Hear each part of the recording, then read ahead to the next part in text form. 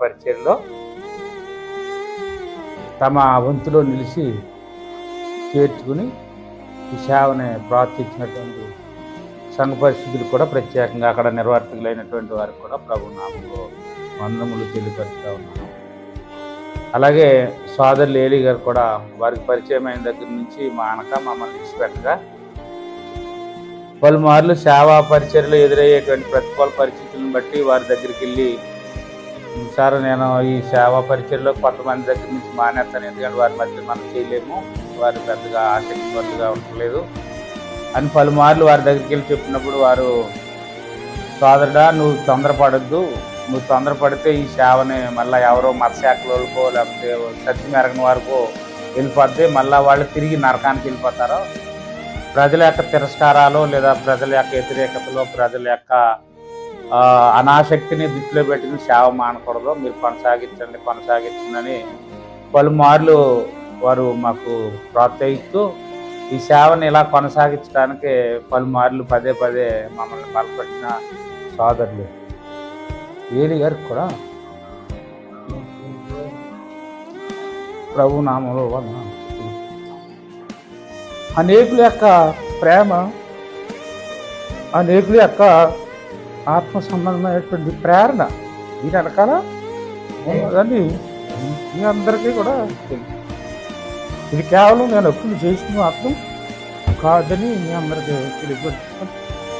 అలాగే చిన్నపేట స్టార్ట్ అయినప్పటి నుంచి కూడా సోదరి స్వర్ణ, అలాగే వంశీ, లోక ఈ ముగ్గురే మొదటి సభ్యులు అన్నమాట. వారింటికే నేను మొట్టమొదట ప్రార్థన చేయడానికి వెళ్ళాను. వాళ్ళ నాన్నగారు చిక్కు అయినప్పుడు వారు కూడా సత్యాన్ని నమ్మి బలమైన సాధనాలుగా నిలబడటంలో తర్వాత మిగిలిన సభ్యులంతా కూడా వారి ఆసక్తిని బట్టి వారి ప్రేరణ బట్టి ఈ విధంగా సంఘం ఇక్కడ ఏర్పడతారు కారణమైంది. దీనిలో కేవలం నా పాత్ర ఏమీ లేదు, కేవలము చేయవలసిన పని మాత్రమే చేసాం. అపోజిషన్తో కూడా ఎప్పుడో చెప్తున్నాడు, మీరు చేయవలసిందే చేశారు తప్ప ఎక్కువేమీ చేయలేదు. అందువలన ఈ అందరి ప్రోత్సాహంతోనే ఇది ఏర్పడింది.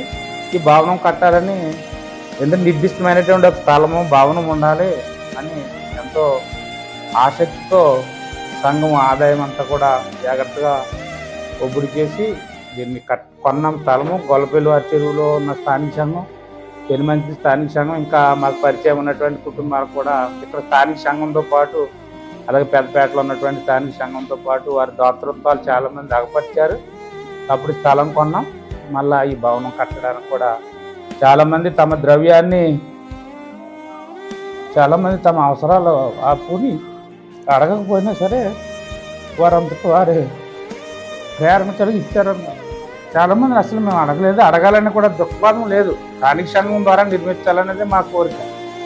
స్థానిక సంఘానికి ఆ మాత్రం సామర్థ్యం ఉండాలనేటువంటి ఆసక్తితో చేయడం జరిగింది. అయినప్పటికీ కూడా చాలామంది మేము అడగకోకుండానే వారి దాతృత్వాలు లాగపరిచి వారి యొక్క దాతృత్వానికి గుర్తుగా భావం